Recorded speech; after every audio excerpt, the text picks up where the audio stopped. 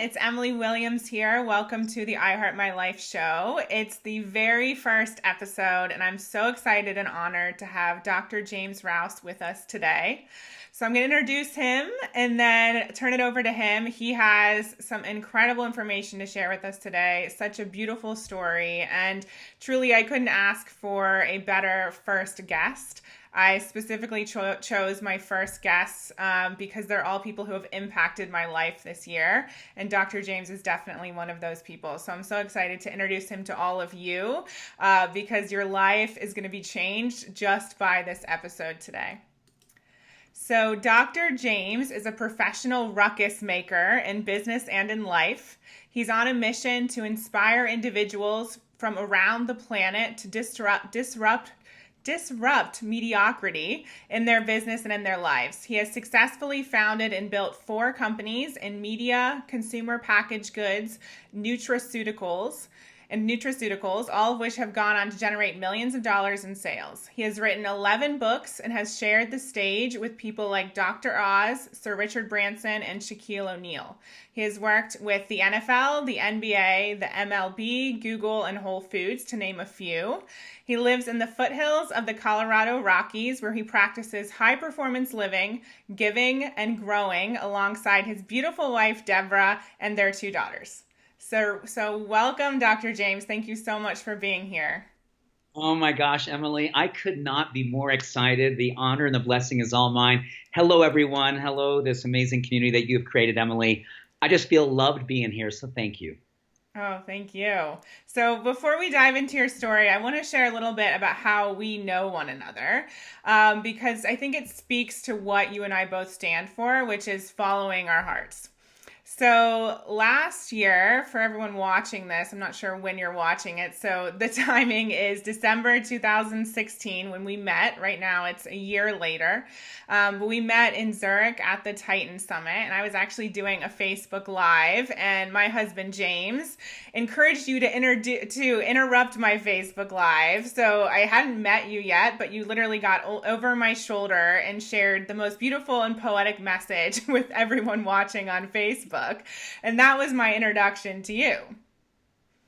You know, Emily, I'll never forget that moment because there's 2 things that happened. Number one, seeing your amazing husband, James, and just getting a chance to have that warm connection. And as soon as we connected, he goes, you know what? You need to go over there 10 feet away, and you need to just drop in on my lovely wife's cast that she's doing with her entire community. And I was like, okay. And I didn't even think, 2 things were so cool about that. James just being so open, and then having I believe it's the divine orchestration when someone just says, go and do something. And the critic didn't show up. The judgmental discerner wasn't in the room. Yeah. And I just dropped into your space. And I know from what it is that you are creating that there was just an opportunity in a window for me to pull over your shoulder and to do what it is that you do so very well. Give people an opportunity to remember who they are. And you didn't even for a moment wince. You didn't for a moment, go into that like, well, who is this and what are you doing? It was just like a brother and a sister and another brother just said, hey, you know what? Let's put all of our energy together and let's circulate it right here and right now. Well, what you were saying was so amazing. I couldn't help but allow my community to be able to witness that. So, I agree with you completely. And the whole thing was a divine orchestration. For us to even be in Zurich, it was a random thing that happened. We decided to go. I saw Robin Sharma, the creator of the Titan Summit, speak at another event. I ran outside, booked a ticket on my phone. I didn't even book one for James because I hadn't talked to him about it yet. I just booked one for myself, and obviously James ended up coming. And for us to be there was, like I said, it was kind of on a whim. It was something we hadn't planned. And then to meet you, and I just knew the moment that I met you that I had to work with you in some capacity, because as the viewers and the listeners will see throughout this show, there's something really special about you that doesn't even do it justice, but just being in your presence is life-changing for everyone who's around you. And I mean that from the bottom of my heart. I don't know that I can say that about many people, but it's true for you. Well, more than I can, there's not a word to me to come back with that, but I just want you to know that that happens when someone's heart is big enough to allow it to happen. And I think that's how you and I have connected. And that's why this last year has been so magical. And, I think as I've been thinking a lot about today's show, I was just up in my treehouse meditating for the last good hour, thinking about what I would love to do today with you. And it's so interesting, right? You have a community of amazing, high achieving, high performing people who really come from the heart. And, it's always interesting, right, Emily? Because people who are wonderfully well-versed in achieving sometimes are the ones who actually forget how many dreams they've actually already made come true. And I really wanted to kind of focus on that today because there's nothing more powerful than the art of being present for what is already so very good in your life. Because so often we're so far out in front of our life, we miss the blessings that are right here and right now, which to me is part of what inspires us, motivates us, gives us the courage to create the great big things we want to bring into our lives in the future. I love that. So I'd love to come back to a little bit about that, about achieving and focusing on the moment and being present. But I'd first love to hear from you in terms of your own story, because it's a very, very powerful one. The moment in particular that I'd love for you to share is the gas station moment. But we might need a little bit of a background before you get to that point. Absolutely. Well, I would love to share this story. And I'm just going to ask everyone before I tell this story, everyone here, all of us have some story in our life where we were struck by the narrative that we were living at that moment. And the moment that Emily's referring to was a moment in my life. I was in my late teens, and I was in a space where I think many of us can absolutely relate to. I was under-living my life. I am a dyslexic. I also have something called dyscalculia. So I don't do math very well at all, and I don't read very well, and I misspell a lot of things. So my time in grade school and high school were very challenged. I was terrible at academics, but I always had a real love for people. And but I actually gave myself permission to listen to my teachers, who I believe were very well intended, but between my grades and my lack of ability to perform academically, I was put in what they call the slower arena. And the slower arena is, I think, where people who struggle they struggle with status quo ways of learning and the conformity way of leading one's life. It's all about multiple choice. It's about essays, about doing the things that people are deemed, whether they're smart, whether they're achievers, whether they're worthy of someone's belief. So I took the lead, which was given to me by so many people. You don't really have what it takes. You're not smart enough. You don't have the ability to actually do anything other than potentially be a truck driver, but maybe you can't even do that very well. So why don't you just get a job that would actually allow you to at least do something with yourself? So I, as a confirmed underachiever and someone who had very low self-esteem and very low self-confidence, I assumed a position being a gas station attendant at the overnight shift, which started at 6 at night, went to 4 o'clock in the morning. And this truck stop was on the New York Thruway, upstate New York, and it was a cold, fairly forsaken place. A lot of wind, a lot of cold, a lot of snow, and it was bleak, of course. And I worked under the influence of not enoughness. I sort of created a story that I was not enough, and this is what you do when you're not enough. Yeah. You give yourself permission to hold an environment that reflects what's in your heart, and, if you will, holding you back from what it is that you'd love to bring into the world. But I'm a big believer that every single one of us has a spark, and how the divine orchestration can work, somebody or something can see that spark inside of every single human being and help that spark to catch fire. Well, my spark came in the form of an angel that it gets me even choked up to even talk about it, Emily, but you never know who is that angel. And I believe there are earth angels all over this planet, but we have to be open to receive the guidance and the love that they want to bring to you. So this night in particular, it was extremely cold. It was 30 below zero. It was 3 o'clock in the morning, and I was doing my thing. And because I love people, no matter the fact I was a gas station attendant, I believe at the time, and I say this without any ego, I was the best gas station attendant in the world. I can I imagine. would I would run out there and I would say good morning and I'd give that truck driver a great big smile and I'd ask them what they want. How can I serve you? And this truck pulled in and the truck driver didn't utter a word to me. He pulled up to the fuel stop, right up to the gas station itself. I asked him these questions. He didn't look in a way that anyone else had ever looked at me. He looked right through me and right into my heart. And he said to me, I don't know what it is that you think you're doing here, but I'm going to be going to Boston and I'm going to turn around and I'm going to come back through New York tomorrow night. And if I see you here when I come back through in 24 hours, I'm going to kick your ass. And I had never seen this person before, but what I can tell you is I know he was an angel and he saw in me what I wanted to believe was true about me. And he said, you do not belong here. You belong doing something much greater than this. And not that being a truck driver, fuel attendant wasn't great, but what I wanted to be was something greater for myself, which was serving so much bigger than myself. So I took his prayer and I took his invocation. And that morning I sat in front of a very small little community college in the Berkshires of Massachusetts. I sat out there from 6 a.m. waiting for the admissions office to open up. And the admissions office finally opened up and Mrs. Clark came out and she said, how can I help you? And I said, not only can you help me, I really need you to save me. I don't have a transcript.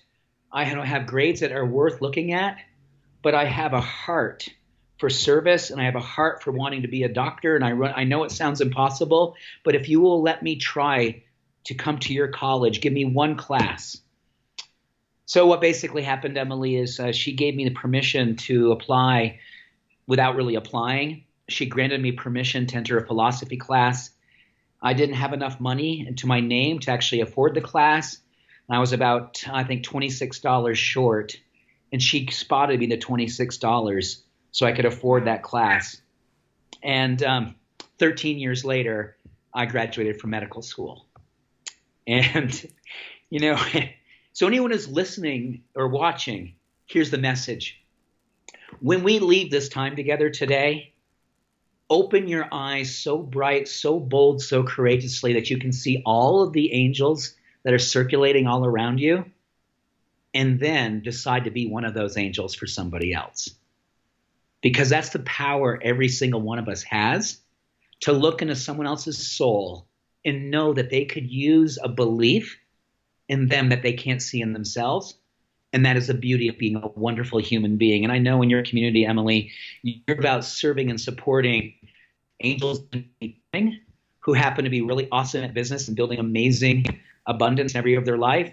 But sometimes we forget the simplest blessings of navigating life in a way that's so present that you see every other human being an opportunity to pollinate their possibility and help them to grow a life and create something that they absolutely express the highest versions of themselves. So that is my story. And I come before you today as somebody who has failed a million times, been successful a few times. But my greatest success is remembering that I get a chance to be an angel for somebody else here on earth and to allow other angels to pollinate my soul and not let me forget who I want to be as well. Wow, that's so powerful. And I actually had never heard the second part of that story about Mrs. Clark, who obviously was the second angel. And that's such an amazing reminder. And I think one of the other things I want to point out is that you chose to listen to that angel. Like, you left the job, you moved forward, you took that as your sign, and you had the courage to do so.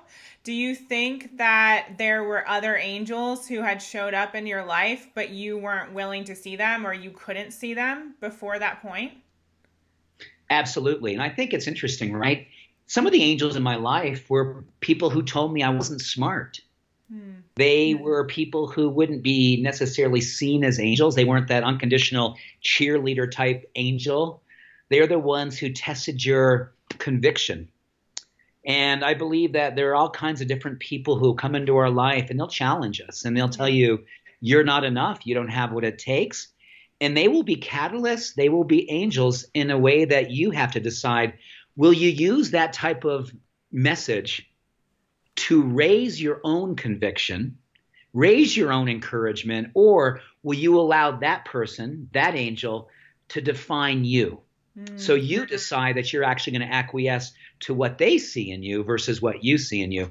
There are angels everywhere, Emily, and I think one of the coolest things I've learned is that right here and right now, there's probably a vulnerability that we've never seen on the planet.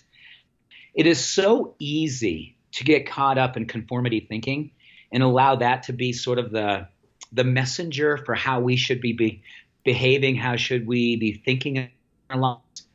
And I'm a big believer that your community and what I've known about you over this last year and about you and James and what you do at I Heart My Life, we have to look for the angels, the environments that allow us to never forget who we want to be, how we want to show up, and allow the epigenetics of other human beings and what they stand for to give us the messages that we know in our heart to be true.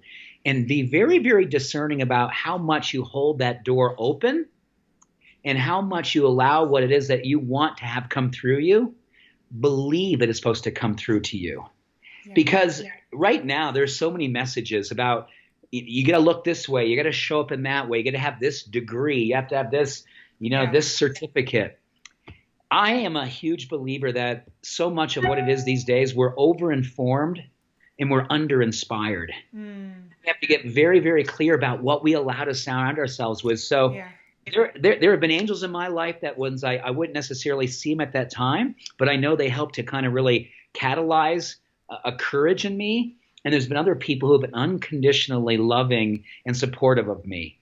And I guess my question to everyone here today, as you're watching this, go through your Rolodex in your heart and look for the people who have brought you messages who've either encouraged you or in disguise help you to create a level of encouragement for yourself that you absolutely said, you know what, that doesn't work for me. That message is an assault on my integrity, on my character, on my belief, and my big prayer for my life. And you use that to serve you to move your life forward. Everyone around you can carry a message, just depending on how it is that you discern and allow that message to come inside of you. I love that perspective. Never thought about it like that. I'm sure a lot of people are having big aha moments right now. So let's leave it there for now and take a quick break. And when we come back, I want to talk a little bit more about how you were able to do that. The simple, practical ways in which someone who maybe has a lot of naysayers in their life or not really, an encouraging environment, how are they able to move past that and not let it sink in a negative way or stop them from moving forward with their dreams? We'll be back in just a second. All right, everyone, we're back now. I have special guest Dr. James Rouse with me. We're totally spoiled today because he's incredible, as you've already figured out. So something that just came to me during the break, Dr. James, is I'm wondering if you ever met Mrs. Clark again. I did not, but I did send her a letter when I got accepted into graduate school. And I pray it found her because it's one of those things I think that achievement-oriented people, one of the things that allows them to really buoy themselves up is constantly coming back to what allowed themselves to do the things that they've been able to accomplish. One word, one statement of compassion and acceptance can change someone's life. And I think sometimes people who are in roles of serving others sometimes forget the power of what they did. So if you have anyone in your life, and here's a wonderful ritual for New Year's, or anytime in January when you're thinking about, okay, here's my great big goals for 2018, and there's something I'm really keen on. I've seen it in my clinical practice in medicine, and I've certainly seen it in my life with entrepreneurial activity. The word or the phrase is called SelfEfficacy. And Emily, what that basically means is that you're witnessing yourself following through on your good intentions, and you're present for it. So when you write a letter to acknowledge someone else, or you send an email and you're fully present for that email, and you really write in such a way that you're fully awake and conscious of each and every word that you're putting into someone else's atmosphere, one of the greatest practices in the world is becoming a love letter writer. And I have really made it one of my greatest goals. Every single email that I write, people go, "That sounds so ridiculous. You don't know how busy I am, James. I've got so much going on. I just got to write that text." When I send a text or I send an email, and I don't say this with any ego, there's no ego when I tell you this. I stop everything and I write an email. I stop everything and I write a text. And I try to do it with a level of love and a level of presence, because it is such a meaningful part of how we circulate energy. Yeah. So we dismiss the power of the word. And what it is that we do all day long is, if we are people who are serving others, we're building communities, we're building businesses, get really clear on the fact that one of the greatest practices to create everything you want in your life is become so good at single tasking. Doing one thing with love and intention and focus and integrity, where you bring your entire A game forward to what is it you're doing, you will blow your clients away. You will blow your customers away. And more importantly, you will blow your own brain away, because the limbic system connects with excellence. And excellence is built upon the energy of you following through and being a superhuman being. And when you express love in everything that you do, your brain becomes a monastery of magnificence. And we get a chance to do that in every little act in our life, not just the presentations we do, not just the products we're selling, not just the moments when everything is really working for you. It's the micro moments in between those when you show up and you are excellent in your love and you convey it with a level of presence that transcends reason. You will change your life, and you'll change everyone's life that you come in contact with. That is a simple pearl that has changed my life. Amazing. And I love how you said excellent in love, because I think that's one of the other things that people can obviously gather from you, and I've learned, is just showing kindness. I mean, even a few days ago, there was someone walking down the street who James and I have seen before, and he's this older gentleman, and he's always well dressed and looks super dapper. And I said to James, there he is again. He looks so amazing. And one day I'm going to tell him, because we passed before I could tell him. And I thought to myself, how many kind words are left unsaid? And I think there's probably a lot, even in texts. And I can vouch for your text. It's the best to receive your texts and emails. It's like a poem. And, what if we spread that kindness around our workplace, with our clients, with our partner, with everyone, and just do it to another degree? Emily, I hope that people really heard what you just said. So many words of kindness go left unsaid because the smaller part of us says, I haven't got time, or that person may not get what I'm trying to convey, or I may not have the courage to expose my own vulnerability by acknowledging someone else who I see excellence, or I see kindness, I see love, I see possibility. Everyone in this community, Emily, that you have created is a part of a bigger movement. And this bigger movement, and sometimes we say, well, it's about building businesses. And Emily, you're an awesome coach at building businesses. But one of the things I've learned about you over this last year that I think some people may still be kind of getting used to the idea is that one thing that you and I have talked about, we've done it together when we spent time together, is we've understood the power of what it means to be that exceptional person. And there are exceptional people who can say, I can build a funnel. And wow, oh my gosh, that's amazing. Or I can do a campaign, and that's amazing. There's nothing more amazing than giving yourself permission to lean into those micro moments and blow someone away with being present, blow someone away by actually allowing your heart to speak versus censoring it because you don't know if you have the time or the energy or if that person will receive it. Here's the thing. Your ego gets in the way and says, what if it's not received? Or what if it doesn't come out right? Yeah. That is your ego trying to make sure it comes out just right. And here's the secret. Kindness is always right, and love is always right on time. Never wonder whether or not it was appropriate or whether or not someone received it in the way that you intended it to be, because love transcends those things and lands in the space where it needed to. And if anything, I feel the country, the planet, the universe is rooting for right now is for heroes of the heart who are willing to be exposed for their common humanity and their humility and grace to expose it in ways that are wonderfully unprecedented. Spirit is not held by precedent. And if you're wondering what your great big year is going to look like, look no further in the micro moments of how you can express what you know in your heart to be true and allow that to be the business that you are truly operating out. Wow. Another poem. I love it. So I think what I'd really love to understand is, it's going to sound really funny, but how you came to be this way. Because, and what I mean by this way is to give you a tangible example. When I recently saw you in Toronto, literally we were working out in the gym, and you saw James first, and you came and you tapped me on the shoulder, and I turned around and gave you a hug. And I told James later on, I was like, he has the power to make me cry in the gym in Toronto at 6 a.m. by barely saying anything, by just being there.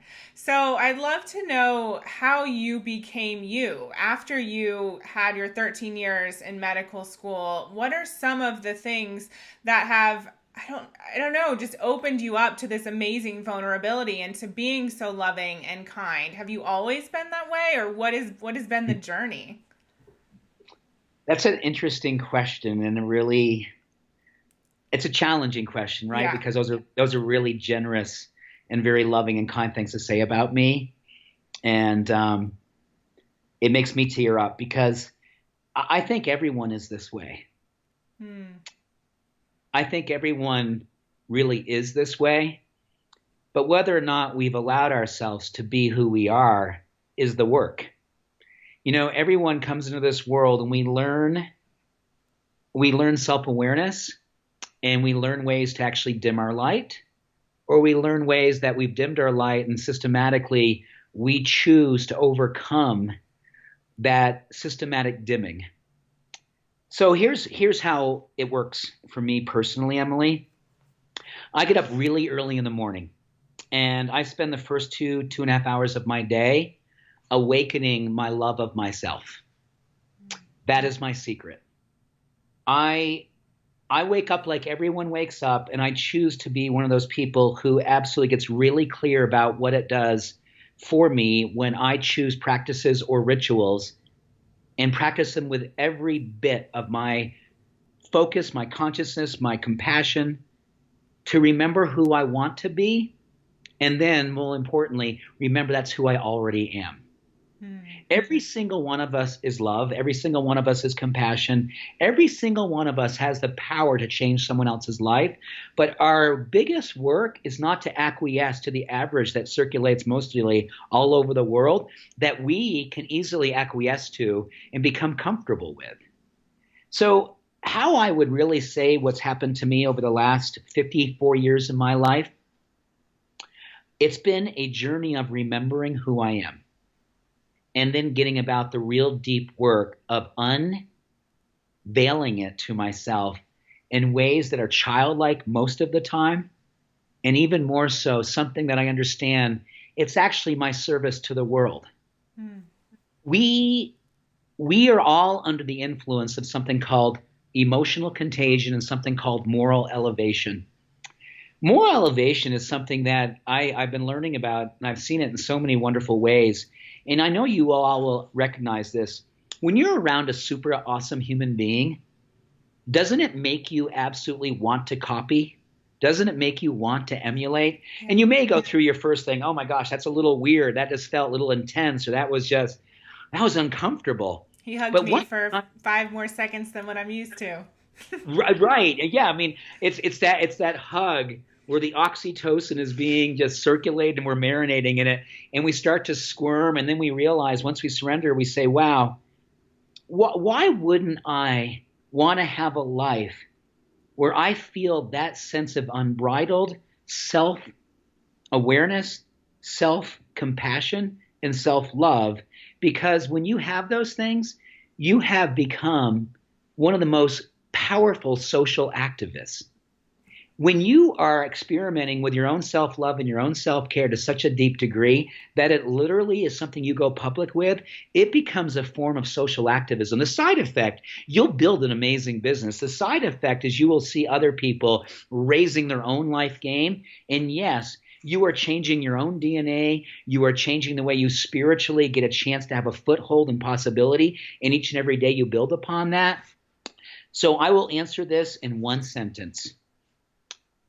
Never forget how good you are, dash, and be who you already are.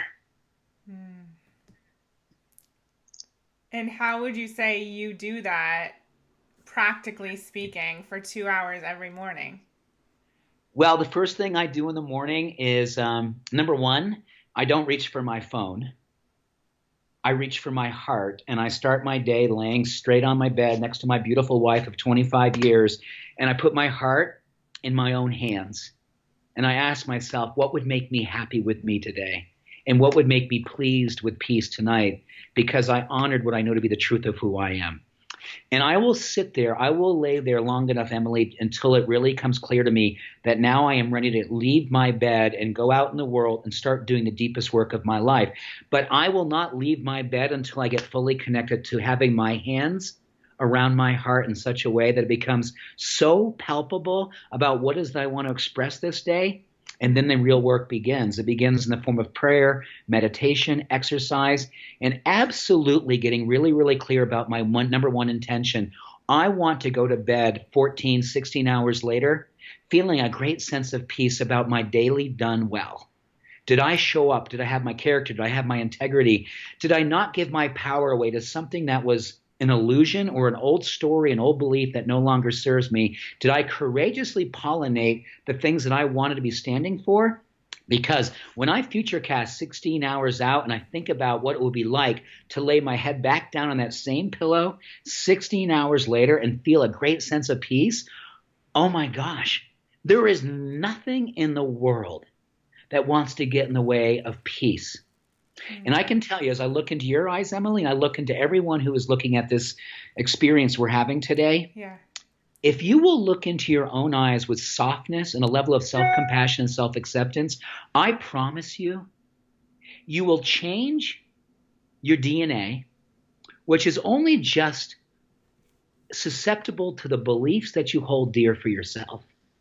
And if you have a dream this year, say, you know what, I am going to rock. I'm going to get so healthy and so vital and so strong this year. That's going to be my thing. Awesome. Or I'm going to have a business that does a 10x experience this year. Over the moon. That's fabulous. It all will come down to whether or not you can absolutely get clear about you valuing the depth of what it is that you know to be true about you, and you future cast into the night that's about to come, and you say to yourself, what would it look like to go to bed feeling peaceful about knowing that I have absolutely had one of the greatest words I've used, satisfaction. What it basically means is when the spirit has taken enough action to allow your mind to be peaceful. When your spirit has taken enough action so your mind can be peaceful. That's beautiful. I'm just thinking about that and feeling it. Amazing. Isn't it awesome?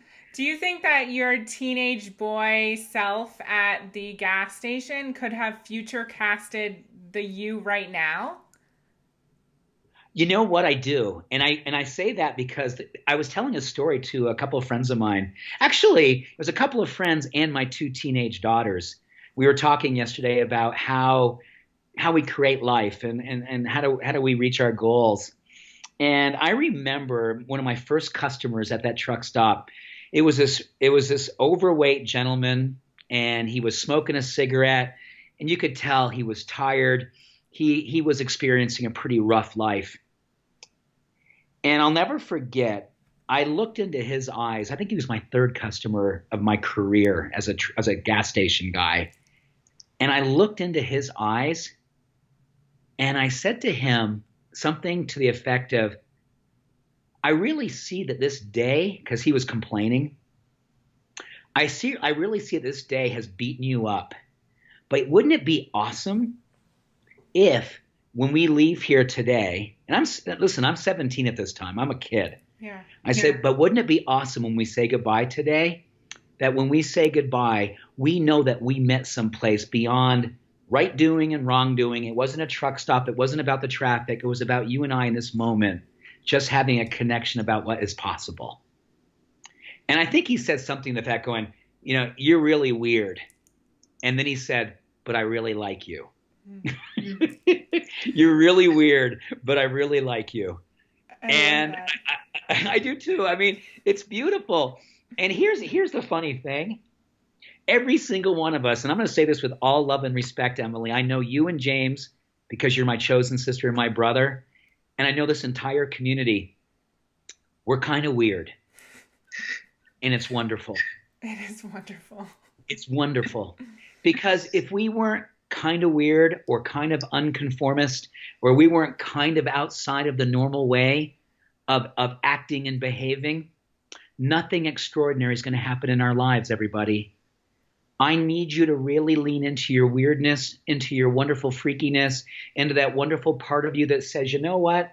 I want my legacy to be led and left every moment of my life. I don't want to be thinking about my legacy when I'm 70 or 80 or what I leave behind when I move on to the next dimension.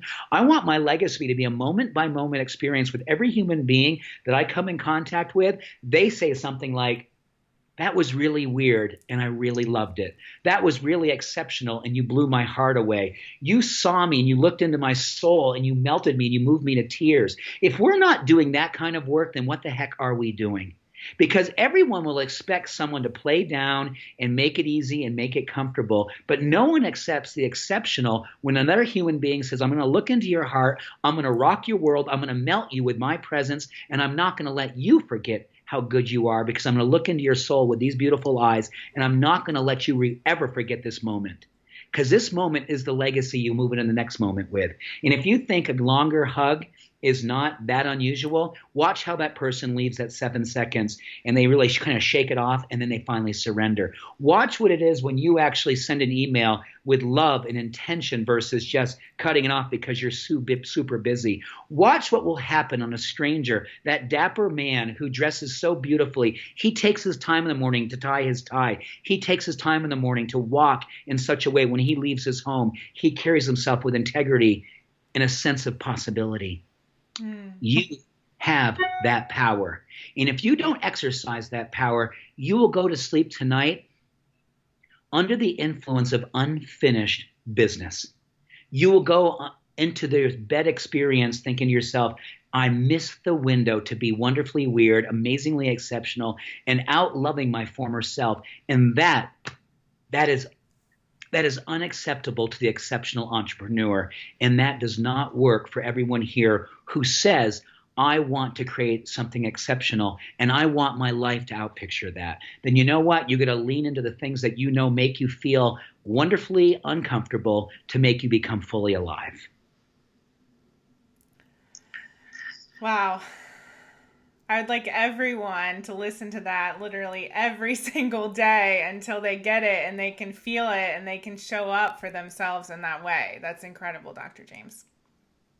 I mean, Emily, I'm going to ask you a question because I know when you decided that you were going to do this work and you were going to build a worldwide community and you were going to call it something as brave and exceptional as I Heart My Life, I know that was never and continues not to be easy. But you've decided to get outside of what was familiar and known, to be wonderfully weird, expose yourself in ways to the world that would transcend reason just a few years ago. What keeps you showing up day after day and allowing yourself to be that vulnerable presence and be that earth angel that you've decided to be?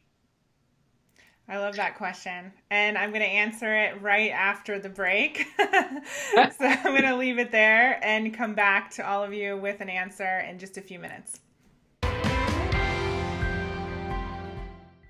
All right, so we're back. It's the I Heart My Life show with Emily Williams and special guest Dr. James Rouse. So before the break, Dr. James asked what I channel to be able to move forward with my dreams on a daily basis. Because as you said, Dr. James, it's not always easy.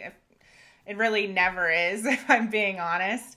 And there is something inside that is driving me. And I think it's this innate knowing, just like you said, that 17-year-old at the gas station, he knew, what you were meant for. For me, it's that innate knowing that I'm meant to create this movement, and that women especially, we're not living up to what we're meant for and what our purpose is. And we are in this state of being comfortable and stepping outside of the box into what we really desire. It's not easy for anyone, but most people are taking the easy path. And for me, you're so passionate about the work that you do, and it's the same for me. It's unacceptable, in my opinion, for all of us to not live up to what we were born to do and what we're capable of. And so that's something that drives me on a daily basis, is creating the I Heart My Life movement for women who love themselves and their lives and are finally lit up by their work and their mission, and just feel excited about what they're doing, because right now so many people don't, and that just it breaks my heart, because I was one of them. And I think, speaking to someone like you and getting to know you this year, it also gives me more permission to continue to follow my heart and to continue to live my truth. And it gives me more confidence. And I want to be that source and one of those role models for women around the world, especially those, just entering their 20s and 30s who feel confused about what they're meant to do. I don't want anyone to get to the end of their life and regret what they didn't do. I love that. Yeah. And you know what I love about that? It goes down to two really important things to remember. I believe so strongly that you choosing heart as the centerpiece of your work is all about the fact that you look at the French word actually going back to the etymology of courage. The Latin simply means, courage means heart. Heart means courage. And in that experience of doing that, now I want everyone to really take in what Emily said, why she does what she does, and how the first thing she said, this is not easy. Every single one of us, everyone who's walking the planet today, we have a predisposition towards a negativity bias. Our brains are wired for safety and conformity, meaning that a small life is what we are physiologically wired to create. A small life, a predictable life, something that's safe and secure, and becomes something that down the road you look back and go, I missed it. That was not it. And I can tell you, boy, it gets me emotional. Don't you dare allow yourself at the end of your life to go, I missed it. Here's what you have working on your behalf. Yes, your brain and your mind has a predisposition and a negativity bias for smallness, but here's the awesome thing. And this is why, Emily, I love you, and why I believe you chose the heart as a centerpiece of your work. Between your brain and your heart is something called, there's descending fibers and there's ascending fibers. This is there's a little science for everybody, but you're going to love this. It's spirit. There are 9 times more fibers moving from your heart to your mind than they are from your mind to your heart. What does that simply mean? If you spend all your time in your head, you're going to feel more fear, more smallness, and more desire to not do anything different and not be exceptional. But if you take the 12-inch journey from your mind to your heart and let your heart feel what it is that you are here to express, you have 9 times more energy moving to overcome your mind's mediocrity. Your mind's mediocrity. Everyone should begin their day with their hands on their heart and feel what they want to be expressing. Because if you don't connect with what you're feeling in your heart, you will not overcome your negativity bias. Your brain will talk you into a small experience. But if you go here, you have a 9 times more greater opportunity to out-express, out-serve, out-love, out-picture a life that is so much bigger than you could ever imagine. And you know what? You will be the one who people will talk about, and you will be the one who will create a ruckus, and you will be the one that people will go, there was an angel who came into my life, and that angel rocked my heart awake. That is your divine appointment, and that is your divine responsibility. The fact that you're on this call this morning, the fact that you are sitting here in this video in your day is saying that there was a divine orchestration that brought you here, and you're supposed to go to your heart and say, you know what?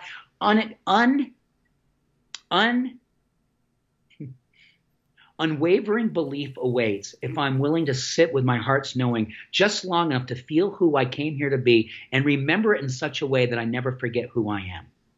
And then I go out there and I do the deep work, the uncomfortable, hard work of being a heart-centered warrior of the light.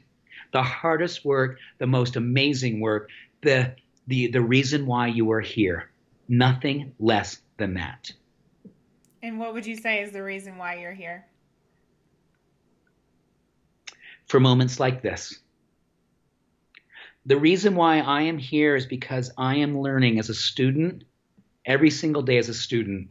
I am in perpetual beta. There is nothing that I have figured out other than I want to be present for what I know that moves my heart. And when I move my heart and it connects with my mind, I can then begin the greatest work of my life, moment by moment by moment. If I start with my mind and start with my fear and allow that to dictate the course of my life, smallness is my experience. Yeah. Awesomeness is when it begins here. So we get a chance today to decide, I'm going to connect with my heart.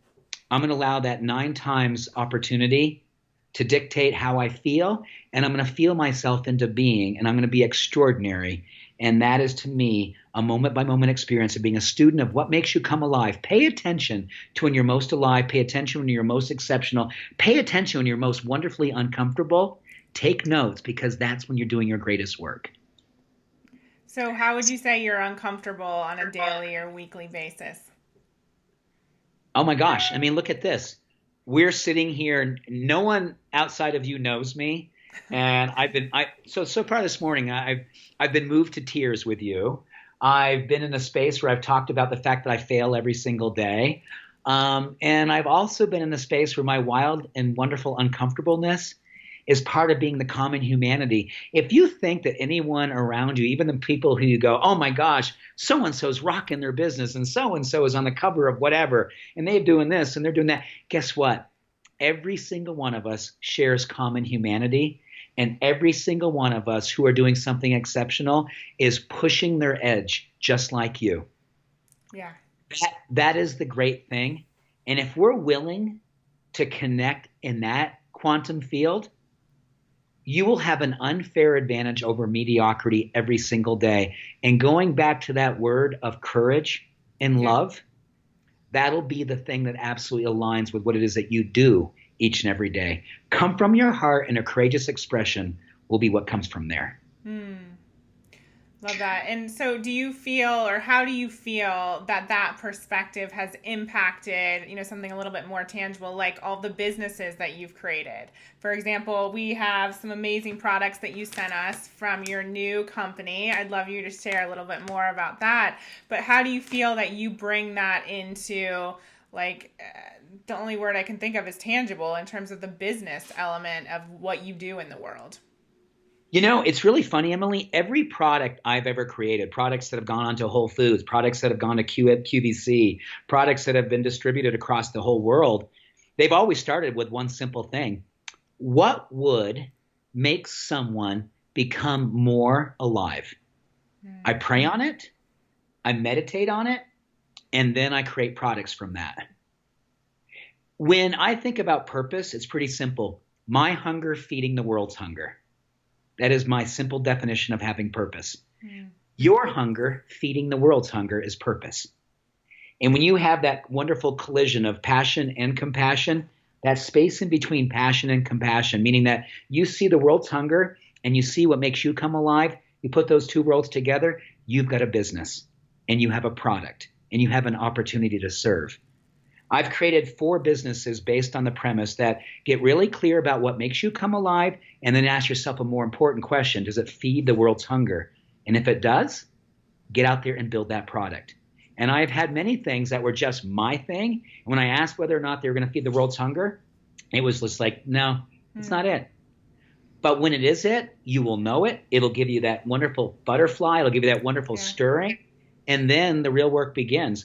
Build that product. And every product I've built was conceived in meditation and prayer before it actually was conceived in my hand.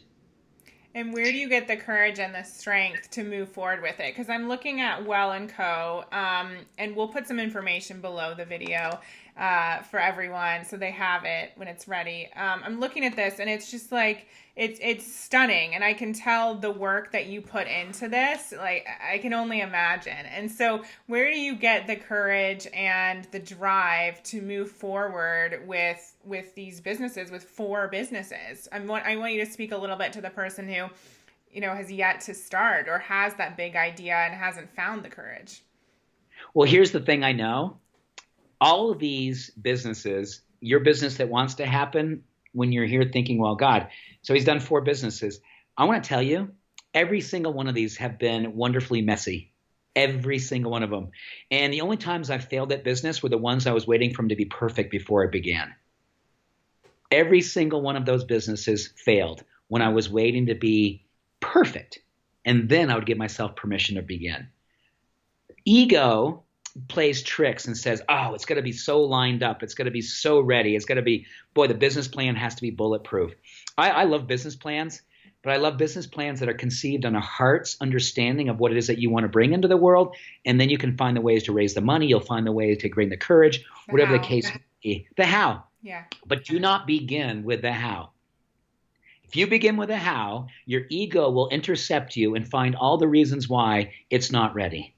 When you have the why that leads to the how, you'll be met with unforeseen forces, universal energies, quantum field force that will literally lift you into a rare air where all of a sudden you go, oh my goodness, I don't know what it's going to take, but I know I have what it takes. Yeah. And that's when you begin. I don't know what it's going to take, but I believe I have what it takes. Because if you have the hunger and you know that your hunger feeds the world's hunger, then you've got a product and you need to get about the business of living it. But here's the key thing. You talked about this idea of giving yourself permission a moment ago, Emily. Yeah. One of my good friends, Seth Godin, who's an amazing marketer, he talks about permission marketing.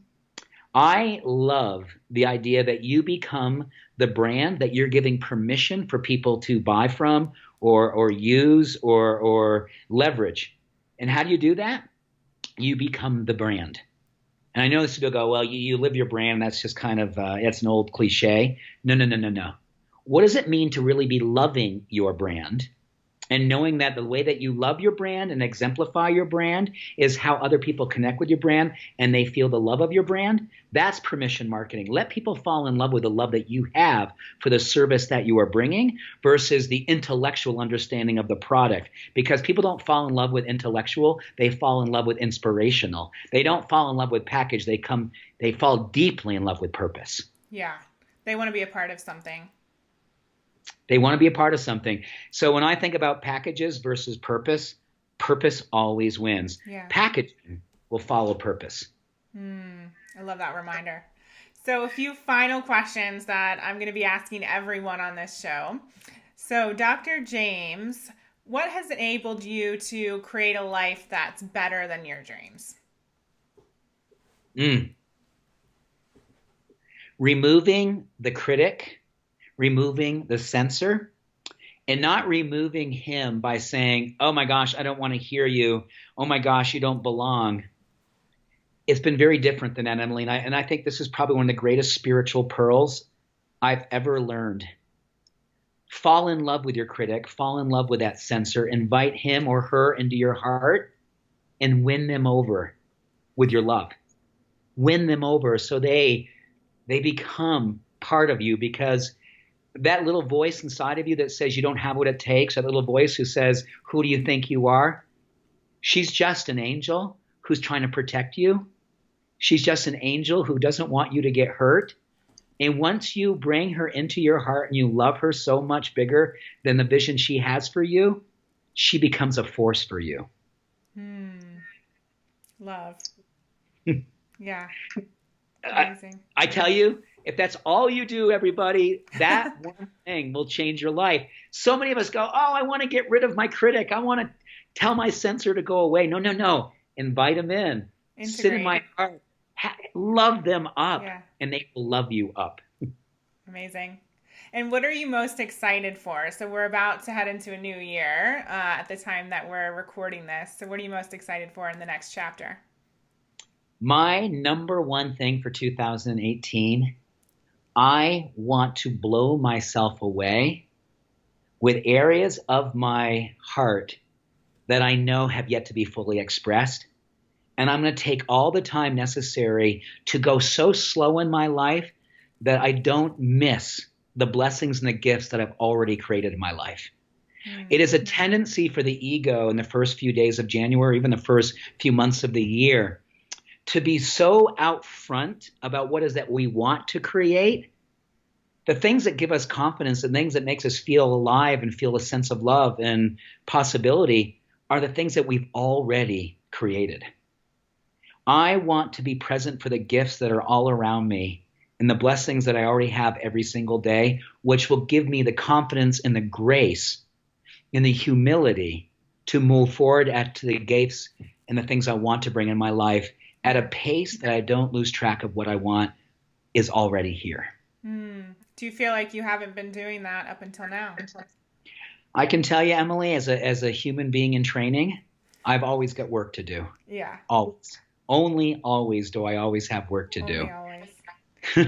And so how do people follow along your journey in this next chapter? Where can they find you? You know, I think the simplest place is my Facebook page, Dr. James Rouse. Every morning I do a quick little 3 to 5 minute video on what I'm learning about life, what I know about spirituality, what I learn about science, what I learn about human performance. But everything's unscripted. Emily, you know me well enough to know my life is, for the most part, pretty much unscripted. So I push my go button. I'm sitting in my treehouse up on top of a mountain, and I talk about life and the reality of what it means to be a warrior for the light and what it means to go about leading with a heart-centered understanding that we are alive to the degree that we serve, only always. Beautiful. Thank you so much, Dr. James. It's been an honor to have you on this first episode of the I Heart My Life show. I know everyone, like I said at the beginning, everyone's lives are changed because of this episode. So thank you. It was absolutely an honor, and I appreciate you for being who you are and being wonderfully, beautifully weird, being brilliant with your misunderstanding of conformity. Thank God you misunderstood conformity, because what you do each and every day is tell people that what it is that we bargain for and what we argue for isn't close to what it is that we could be giving ourselves to the gift of stepping outside of what is known to go in the quantum field of what the divine responsibility is for all of us. Outpicture what's in your heart and create a life that you truly love. It's my pleasure. And, just to share one final story on that, there's been a theme throughout this show that it's not always easy, and the mind wants us to stay in what it deems to be safe. And it was the same thing for this opportunity that I had to be on AmericaOutloud.com and talk radio and iHeartRadio and to launch this video show as well. And I initially said no because I felt like I didn't have the time, I didn't have the space, I was a little bit nervous. And then one morning in spinning class, I don't really know what happened, but it definitely was divine orchestration. And I was just pedaling and going faster than ever before. And then this song came on, and then I was crying and I was sweating, and it was just like a total mess. But I got the vision and the inspiration and the calling and basically the order to do this and to interview people like you and to host this experience. And it's really interesting. When I made the announcement, people were really excited, and someone even wrote, "Thank you for doing this." And I didn't think about it that way because I thought, I don't know, I just didn't think about it that way. But it's a reminder that everyone needs shows like this and experiences like this, and they need to experience people like you, Dr. James, and all of the other amazing guests that I'm going to have over the next period of time. So I just wanted to share that because it's not meant to be easy, and most of the time it's not, but that doesn't mean that it's not right or that it's not meant for you. That is such an important story for everyone to know. And here's the prayer for everyone based on that. The most epic motion picture is the one that is of a hero claiming what they know in their life to be true and then not being afraid to broadcast it with a sense of humility and grace. This show, and you doing this show, is an epic motion picture of possibility.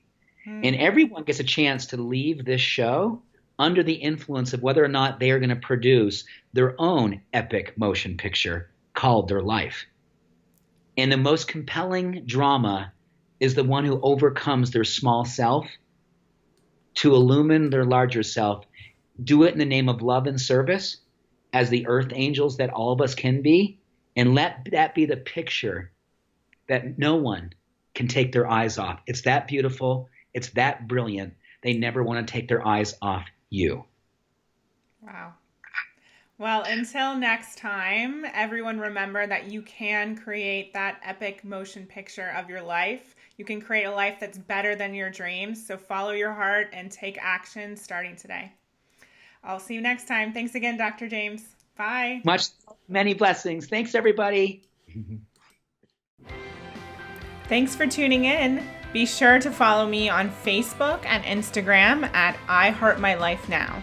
And did you know I'm on the radio every single day? Visit americaoutloud.com to download the Talk Radio app so you can tune in at 8 a.m. Eastern and 1 p.m. GMT.